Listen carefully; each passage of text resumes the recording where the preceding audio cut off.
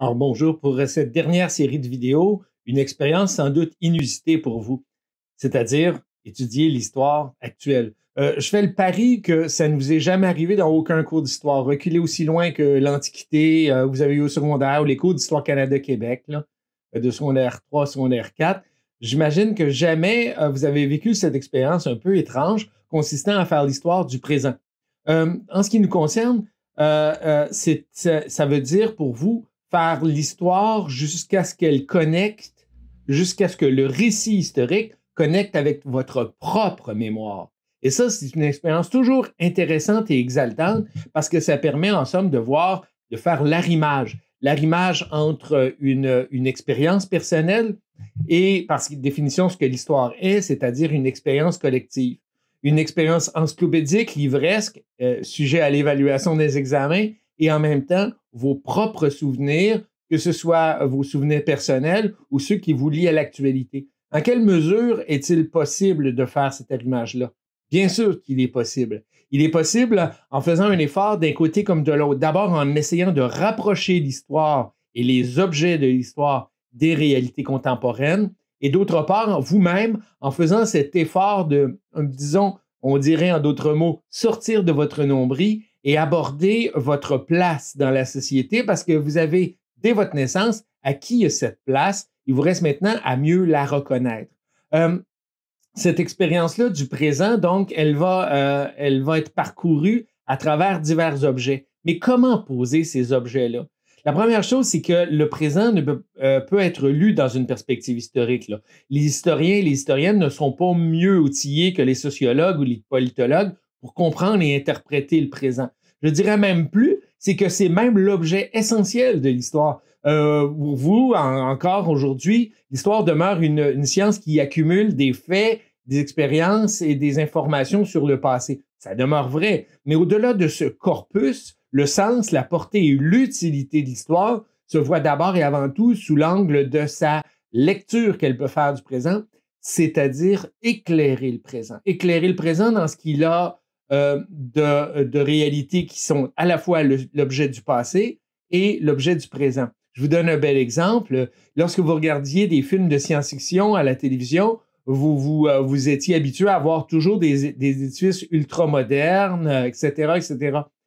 Mais imaginez maintenant, vous êtes aujourd'hui en 2021 et quand vous regardez tout autour de vous, force est d'admettre que la réalité, par exemple architecturale, date très largement du milieu du 20e siècle. Il y a encore autour de vous des vieilles maisons du 19e siècle. Ça paraît au niveau de l'architecture, ça paraît au niveau des arts, ça paraît aussi au niveau des mentalités, de la façon de parler. En somme, 2021 n'est en aucun cas, 2021 n'est pas une photographie, il n'est que le reliquat, que le résultat des alluvions tirées des périodes précédentes. Donc, le regard des historiens sur le présent demeure parfaitement utile et pertinent. Encore faut-il que ce regard-là soit aiguisé par la science historique. Et ça consiste, bien sûr, vous l'aurez compris, là, aujourd'hui, même si on parle des tendances actuelles, en gros, du référendum de 1995 jusqu'à nos jours, vous aurez bien compris que ça va surtout consister à aligner des faits historiques récents qui portent assez peu, tout compte fait, sur ce qui est arrivé hier. Vous n'avez pas tort. La méthode de l'historien ne déroge pas. Elle consiste à expliquer le présent en allant chercher les artefacts qui sont tirés du passé. Mais si c'est vrai au niveau des faits passés, c'est aussi vrai au niveau du choix qu'on doit faire de la réalité actuelle. Je m'explique.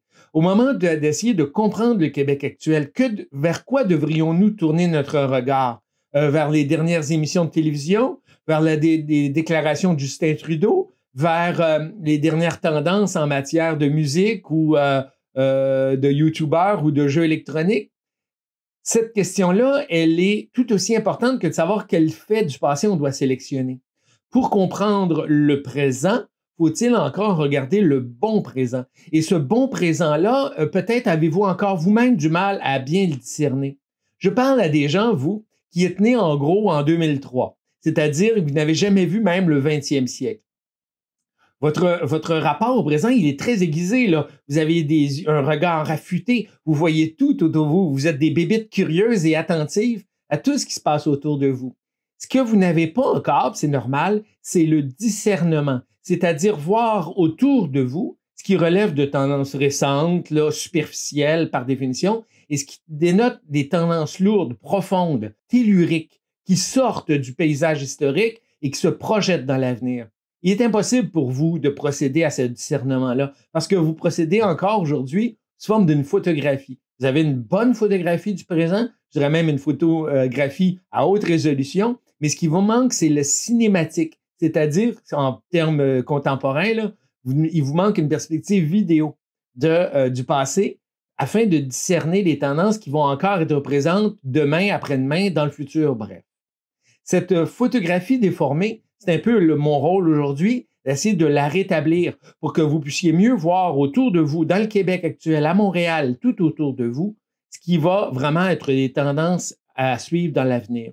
Parce qu'encore une fois, la caractéristique du cours cette session, c'est que vous êtes vous-même une partie de l'objet. Il ne s'agit pas d'un cours d'histoire de l'Allemagne, des États-Unis ou de l'Antiquité romaine, là. On n'a pas à s'insister sur le fait que vous-même êtes plongé dans la matière même du cours. Vous êtes objet d'étude. Et être à la fois objet et sujet, c'est-à-dire être à la fois celui qui regarde ou celle qui regarde et être en même temps soi-même dans l'action, c'est toujours compliqué et délicat. C'est une opération qui requiert davantage de sens critique, de jugement et de neutralité au moment d'aborder l'objet d'étude. Donc, vous avez une photographie triplement déformée de la réalité qui vous entoure. D'abord parce que vous n'avez pas le recul historique, ensuite parce que vous avez vécu l'essentiel de votre vie déjà dans l'enfance, donc votre regard, votre champ d'intérêt est un petit peu biaisé. Je dirais enfin que votre regard demeure quand même biaisé puisque vous êtes vous-même plongé dans l'objet d'étude, vous êtes vous-même québécoise et québécois, vous avez donc davantage de mal que quiconque à regarder ça, à regarder cette société actuelle sous le regard d'un microscope neutre, objectif, qui regarde le sujet sans état d'âme. Il s'agit donc d'établir le rapport entre l'essentiel et le superficiel. Le superficiel étant entendu non pas comme des sujets triviaux comme la culture populaire, superficiel en voulant dire ce ne sont pas des tendances profondes qu'on peut projeter dans l'avenir. Je vous donne un exemple très simple. Prenons par exemple la pandémie actuelle, évidemment important, crucial, dont tous les manuels d'histoire du Québec ne manqueront pas de rappeler l'importance de l'avenir. Mais au-delà de son caractère là, prépondérant durant toute l'année 2020, que pouvons-nous dire de cet événement? C'est globalement, à l'échelle historique, il n'est ni profond, c'est-à-dire qu'il ne tire pas sa source de phénomènes anciens dans la société québécoise qui éclatent au grand jour subitement. Il s'agit essentiellement, on aura beau regarder ça sous toutes ses coutures, de phénomènes d'origine étrangère qui a été inoculé au Québec et qui a profondément troublé cette société, mais sans qu'il soit lui-même le résultat de la fermentation de cette société-là. Il n'est pas non plus structurant, c'est-à-dire qu'on aura bien vu une entrée prépondérante du gouvernement dans notre vie, des règlements surgissant de partout, des gens mis à pied, licenciés, la définition du travail, de la famille, des relations humaines profondément bouleversées, mais on ne peut pas parler d'un phénomène qui, en tout cas pas à l'heure actuelle, qui aura des conséquences à long terme.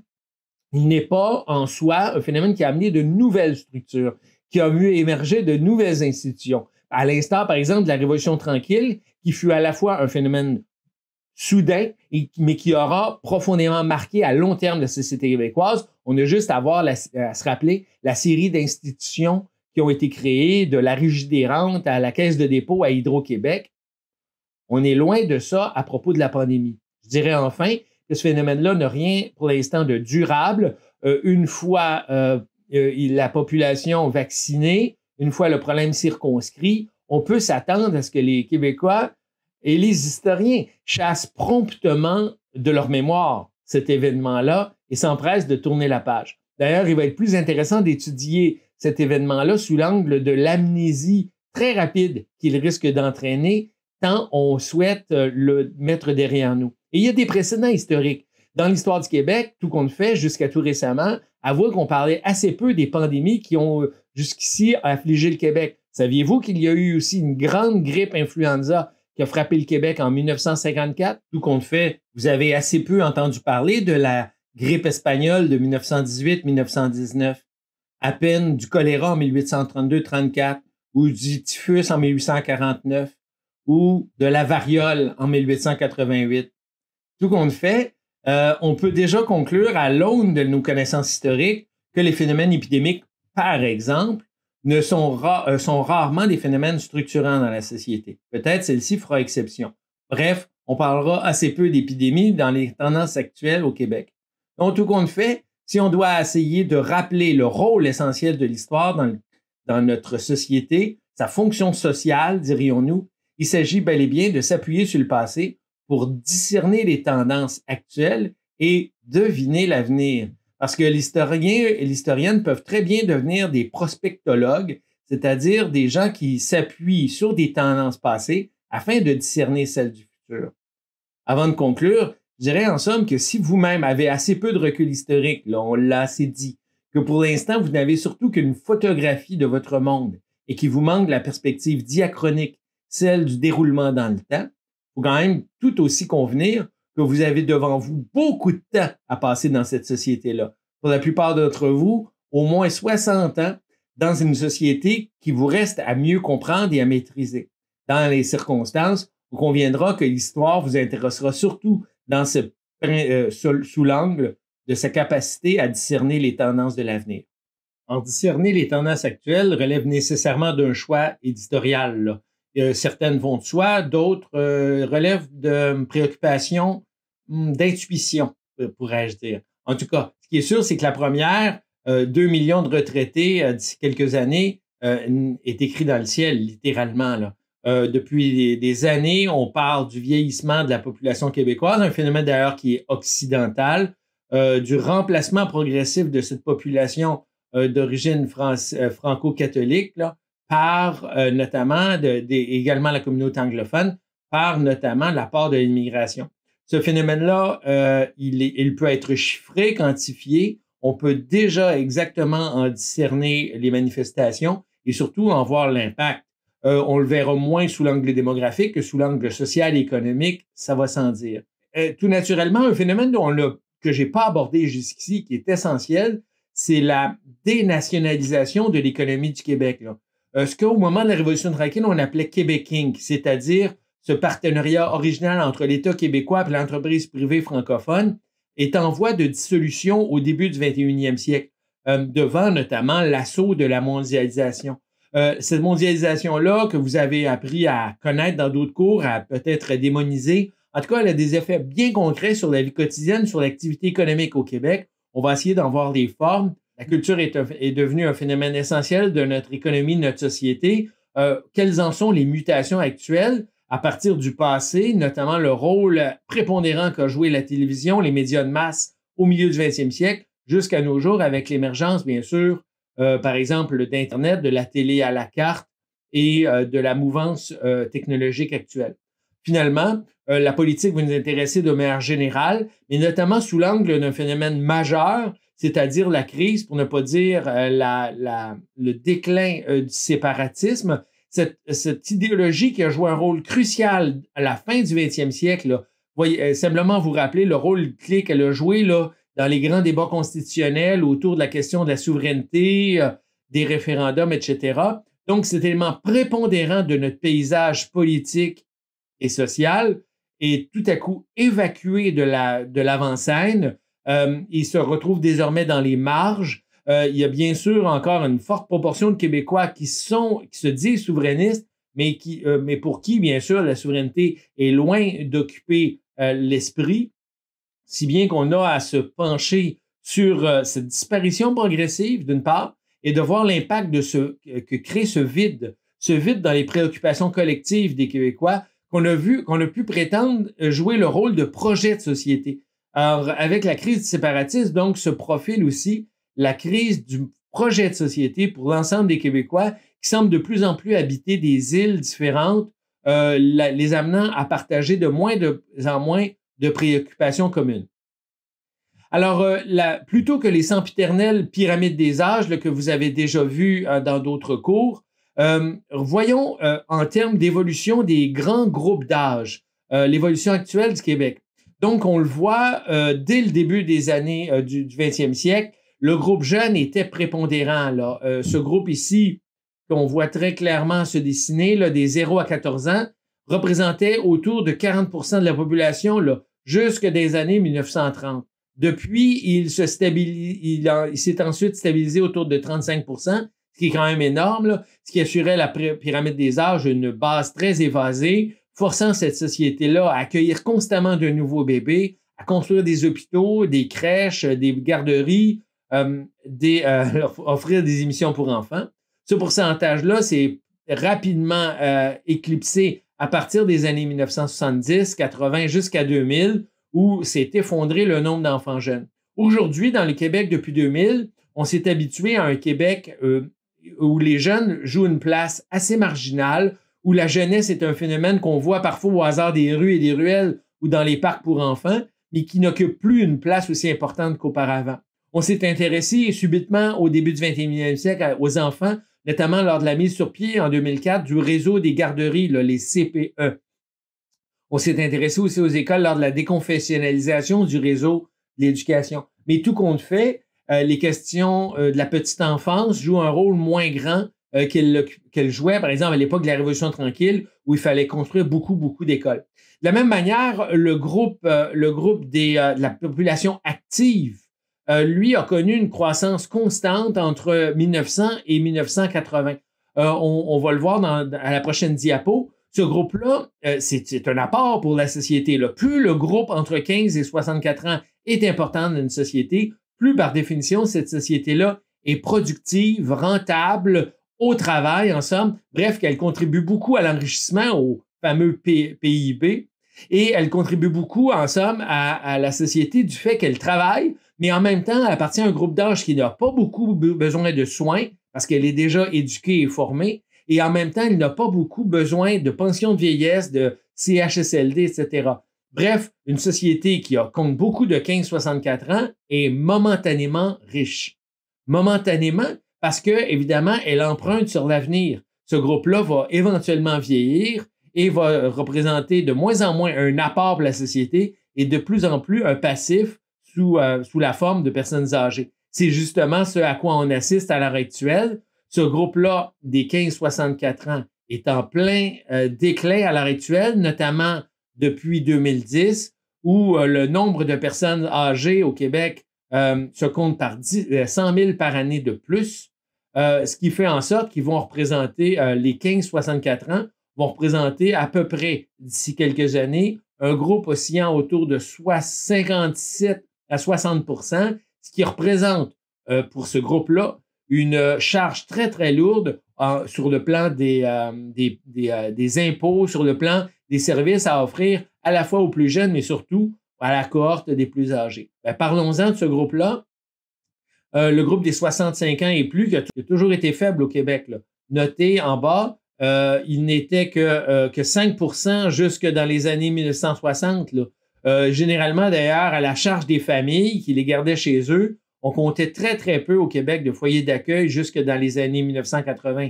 C'est nouveau dans notre paysage, là, ce qu'on appelle des maisons de retraite ou bien des soins de santé de longue durée. Ces phénomènes-là sont tout à fait récents, à la fois parce que le nombre est plus grand, mais aussi parce qu'à cause de la nouvelle structure socio-culturelle au Québec, de moins en moins de personnes en âge de travailler accueillent des personnes âgées chez eux. En tout cas, en attendant, derrière moi, là, vous le voyez, explosion du nombre de personnes âgées qui vont représenter le quart de la population québécoise d'ici une dizaine d'années. Et donc, autant de gens qui sont à la charge des cohortes plus jeunes. Je m'excuse de décrire ça en termes un peu trivial. Derrière ces gens-là, il y a des destins, parfois des drames, il y a des sensibilités. D'abord, il y a en tout des humains. Mais on essaie de voir en termes de charge pour la population ce que ça peut représenter. Et tout compte fait, on voit se dessiner des tendances où, après avoir connu une très grande prospérité, une très grande richesse, le Québec, du fait de l'importance du groupe entre 15 et 64 ans à la fin du 20e siècle, on peut déjà prévoir que cette société-là va connaître deux phénomènes très particuliers qu'on voit déjà d'ailleurs se profiler. Le premier, c'est l'absence totale de chômage. Dans cette société-là où il y a beaucoup de personnes âgées, passablement de jeunes, le nombre de personnes en âge de payer des impôts va être très, très faible. Et si bien qu'il va y avoir une demande de main-d'œuvre très, très forte durant les prochaines années, au point qu'il va y avoir de plus en plus de pression pour qu'on accroisse l'immigration, croyant, à tort ou à raison, que l'immigration peut combler les besoins de main-d'œuvre. Le deuxième phénomène, évidemment, c'est les charges publiques énormes, puisque l'État s'est donné pour mission notamment de s'occuper des très jeunes et des très vieux. On va voir la pression autant sur les services de santé que sur l'encadrement socioculturel. Là, la pression va devenir absolument intenable et va prendre la forme notamment de charges fiscales colossales déversées vers la cohorte des plus jeunes. On en a beaucoup parlé. Au moment où on se parle, les déficits gouvernementaux explosent et il n'y a pas de raison de croire que même si la prospérité se poursuit, que les déficits ne vont pas aller en croissant et que la future cohorte des 15 à 60 ans va devoir payer des impôts en grande quantité.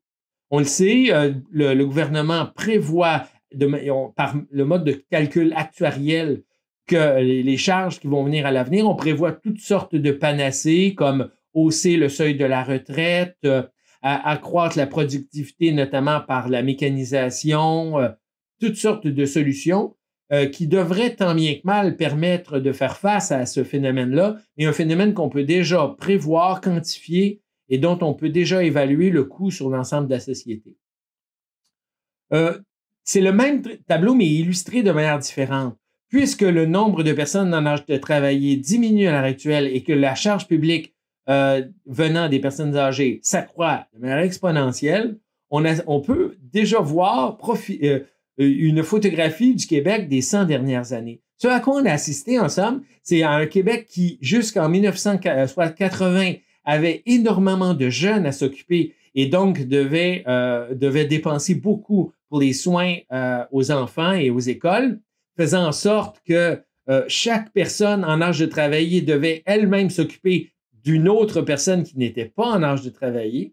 Le Québec a connu un âge d'or, pourrions-nous dire, un âge d'or entre 1980 et 2010. À l'époque, il y avait beaucoup de gens en âge de travailler, très peu de jeunes et pas encore beaucoup de vieux, ce qui faisait en sorte que les Québécois, en moyenne, pouvaient garder davantage d'argent dans leur poche. Ça a pu créer l'impression, durant ces 30 années-là, que le Québec était très riche parce que les gens en âge de travailler se retrouvaient momentanément avec beaucoup d'argent dans leur poche qu'ils pouvaient consacrer à leur bien-être physique, à s'acheter des maisons, des voitures de plus en plus grosses et de nombreux voyages par année. Et c'était, en règle générale, un phénomène momentané puisque eux-mêmes allaient vieillir et devenir une charge pour la société. Alors, on le voit, désormais, le Québec est plus âgé et dès lors, on revient en somme au modèle pré-1960 où il y a davantage de gens qui vont requérir des soins, qui vont donc être une charge pour ceux qui ont un âge de travailler. Mais si avant 1960, c'était surtout l'impressionnante cohorte des enfants, pensons aux baby boomers, désormais, ce sont davantage des personnes âgées qui représentent un coût social important. Sur la même infographie, on voit cette étonnante pyramide des âges. Qu'avons-nous sous les yeux? On voit en somme le nombre de personnes vivant seules par sexe. D'abord, clarifions ce qu'est une personne qui vit seule. Selon le recensement, c'est essentiellement un logement ne comptant qu'un seul habitant. Donc, si on considère les plus jeunes, il est normal qu'ils soient très peu nombreux à vivre seuls puisqu'ils vivent avec leur famille, tandis qu'ils sont beaucoup plus nombreux dès qu'ils ont qu'ils sont à l'âge d'adulte et qu'ils sont en âge de travailler. Bon, une fois qu'on a clarifié cet élément-là, on constate qu'il y a une profonde asymétrie entre les hommes et les femmes. Globalement, les hommes jeunes vivent bien davantage seuls, tandis qu'à l'âge adulte ou parmi les personnes âgées, ce sont les femmes qui vivent seules. Comment expliquer ce phénomène-là? J'imagine que vous êtes en train d'essayer de réfléchir et d'expliquer cette impressionnante asymétrie. Les démographes, pour l'essentiel, nous mettent sur la piste. Considérons d'abord la première partie, là. De 15 à 50 ans, davantage d'hommes qui vivent seuls. Clairement, il s'agit à la base d'un phénomène socio-économique. La plupart depuis 1996, il est réputé que les femmes restent davantage aux études. Considérant donc que des personnes aux études ont davantage tendance à demeurer dans le domicile familial plus longtemps, ça peut expliquer la présence davantage de jeunes filles qui restent à la maison, donc qui ne sont pas seules. Tandis que les hommes vont davantage quitter l'école tôt, vont se mettre à travailler tôt, ce qui peut les amener à se déplacer, à déménager et donc à davantage vivre seuls. On a sous les yeux un phénomène économique que la plupart d'entre vous pouvez comprendre. À cela, il faut ajouter une autre variable qui est intéressante, qui traduit une caractéristique culturelle, c'est que si culturellement, on fait davantage confiance aux hommes pour quitter la maison, partir en voyage, aller vivre en appartement seul, généralement chez les filles, en tout cas au moins jusqu'à la fin du 20e siècle, ce qu'on remarque, c'est que les filles quittent davantage à l'occasion d'une colocation, soit avec une amie, soit plus souvent avec un homme, si ce n'est lors du mariage. En d'autres mots, si le Québec peut plus facilement envisager qu'un homme de 20, 25, 30 ans quitte pour habiter seul, on voit moins ce phénomène-là du côté des filles qui choisissent davantage la colocation ou le mariage, ce qui fait en sorte, bien sûr, qu'elles continuent à demeurer dans un logement où il y a plus qu'une personne, donc à ne pas vivre seule. On voit maintenant ce qui se passe avec les personnes plus âgées, total inverse. On voit un effondrement du nombre d'hommes qui vivent seuls, tandis que le nombre de femmes vivant seules explose jusqu'à presque 50 000 dans certaines catégories d'âge. Bon, excluons immédiatement la fameuse question de l'espérance de vie. Non, les femmes ne vivent pas davantage seules parce qu'elles vivent plus vieilles que les hommes. D'ailleurs, cette différence-là diminue constamment. Si l'espérance de vie des hommes est à 80, l'espérance de vie des femmes aujourd'hui n'excède pas 85.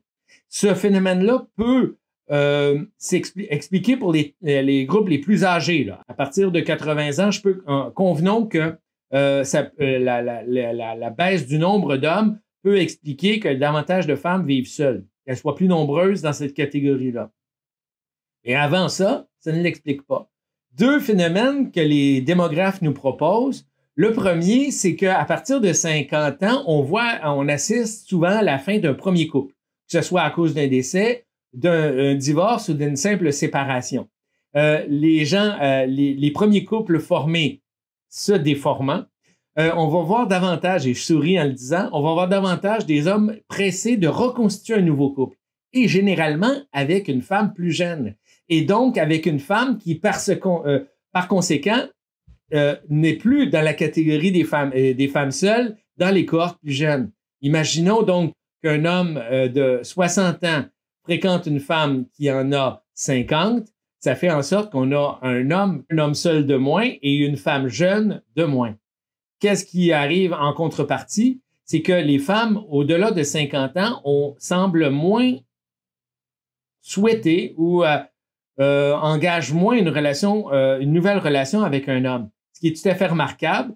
On le voit qu'elles ont davantage tendance à demeurer seules ou dans un logement seul et qu'elles deviennent prépondérantes. Il y a pratiquement 3 fois plus de femmes qui vivent seules à partir de l'âge de 70 ans qu'il y a d'hommes qui souhaitent ou qui arrivent à vivre seuls. On peut donc faire un bilan démographique du Québec actuel. De 1940 à 1970, le Québec comptait un maximum d'enfants en charge, ce qui représentait des charges importantes en termes d'hôpitaux, d'écoles, de loisirs, de culture. Ce phénomène-là a été remplacé entre 1970 et 2010 par une longue période où on comptait un maximum de population active. Le Québec était à l'époque riche, il y avait beaucoup de contribuables, de gens qui faisaient construire des maisons, qui achetaient des voitures, qui consommaient énormément. Mais la contrepartie, c'est que puisque la population active était très importante, prépondérante, ça occasionnait une pression importante sur le marché de la main-d'œuvre, beaucoup de travailleurs pour peu d'emplois, ce qui a fait en sorte que, grosso modo, entre 1970 et 2010, la grande problématique au Québec, au plan économique, outre l'inflation, c'était le chômage qui, durant ces années-là, oscille généralement autour de 9 ou 10 %. Aujourd'hui, il est à peine à 7 % et il n'y a pas de chance qu'il augmente dans l'avenir. Qu'est-ce que réserve le Québec jusqu'en 2050? C'est bien sûr l'arrivée programmée des boomers à la retraite. Ils représentent actuellement 1/5, bientôt le quart de la population québécoise.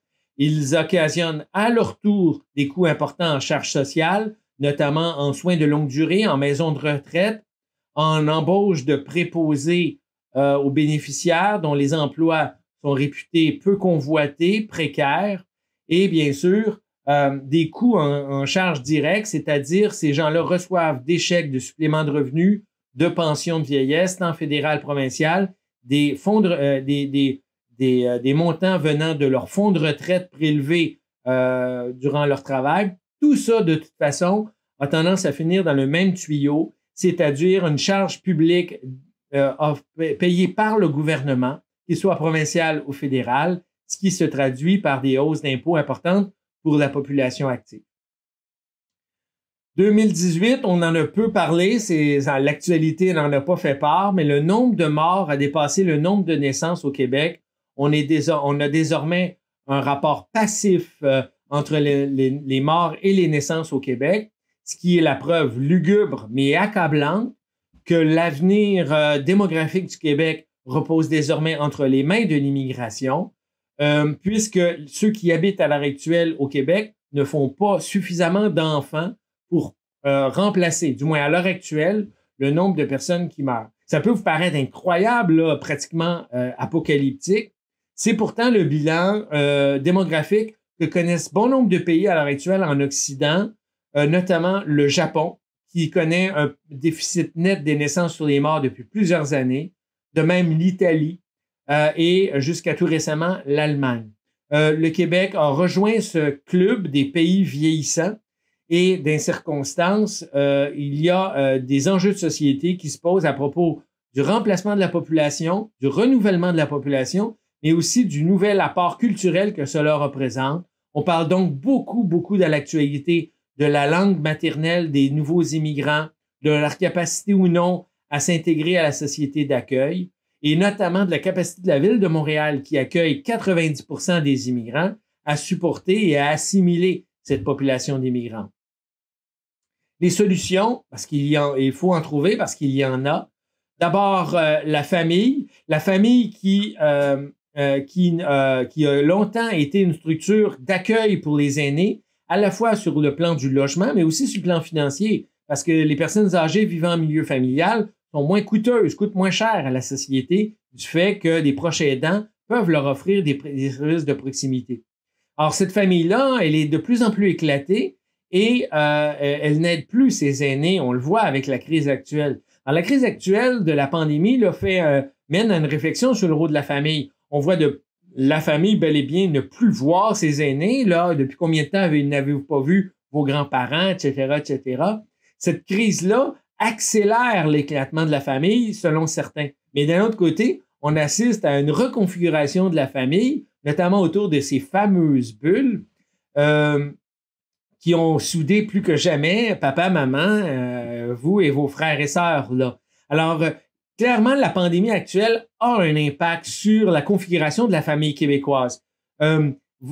Et cet impact-là aura sans doute des effets à long terme. Il jouera un effet à long terme dans la mesure où il accélérera des tendances. On ne peut pas considérer que la pandémie va renverser des tendances. C'est un phénomène à la fois trop superficiel et trop momentané dans le temps. Mais si il y avait déjà une tendance à l'éclatement de la famille élargie, s'il y avait déjà un écart de créer entre les générations, il n'y a pas de raison de croire que la pandémie actuelle va pas aller en accélérant ce phénomène-là. Donc, on ne peut pas vraiment compter sur la famille afin de solutionner le problème des personnes à charge, notamment des plus âgés. L'immigration, alors, si on peut considérer on a souvent présenté l'immigration comme une panacée, c'est loin d'être le cas. Les démographes ont démontré que l'immigration contribue peu au rajeunissement de la population. Elle contribue peu de deux manières. La première, parce que les immigrants qui arrivent sont eux-mêmes d'âge mûr. Selon Statistique Canada, la plupart des immigrants qui arrivent ont entre 30 et 45 ans, ce qui est relativement jeune, mais qui, tout compte fait, les met quand même, dans certains cas, à moins de 20 ans eux-mêmes de la retraite. Donc, l'apport en termes de rajeunissement de la population est loin d'être soudain et ne peut pas se faire sentir à court terme. On peut aussi considérer que le renouvellement de la population du fait de l'immigration s'avère tout compte fait localisé à la région de Montréal et pose toutes sortes de problèmes d'accueil et d'intégration. Là, ce qui nous attend en réalité, c'est une catastrophe régionale, région par région. Si, par exemple, la couronne nord de Montréal là, et la couronne sud s'en tirent plutôt mieux, la population la plus jeune au Québec, par exemple, à l'heure actuelle, ne se retrouve pas à Montréal, certainement pas, ni même à Québec. Elle se retrouve dans une région qui s'appelle l'Anaudière, ainsi que dans les Basses-Laurentides, où ce sont encore les familles canadiennes françaises, dirions-nous, qui font des enfants. La réalité, c'est qu'en fait, on assiste à Montréal à une situation passable, positive à Québec, moyenne dans les cantons de l'Est, mais ailleurs, elle est catastrophique. En Abitibi, en Mauricie, dans le Bas-Saint-Laurent, en Gaspésie, au Saguenay-Lac-Saint-Jean, le nombre de personnes en plus de 65 ans atteint déjà le quart. Dans certains cas, il est le tiers, comme sur la Côte-Nord. Ce qui fait que là-bas, on est au point de rupture, c'est-à-dire que la population en termes naturels, en termes de rapport entre les naissances et les décès, est déjà négatif. Et on assiste donc à une baisse nette de la population. En particulier aussi du fait que ces régions-là attirent peu les immigrants à l'heure actuelle ou que les immigrants y sont peu dirigés.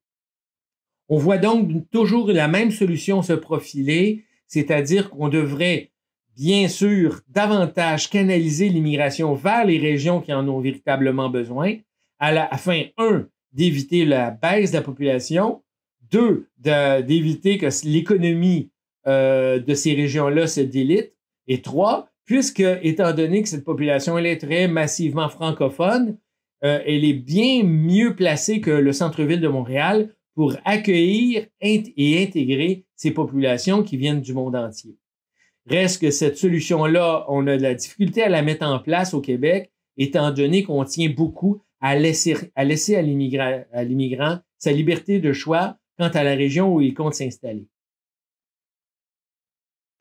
Parlant des régions, on va aborder un phénomène qui est très intéressant, celui d'un événement qui s'est déroulé à la fin du 20e siècle, les fameuses fusions municipales.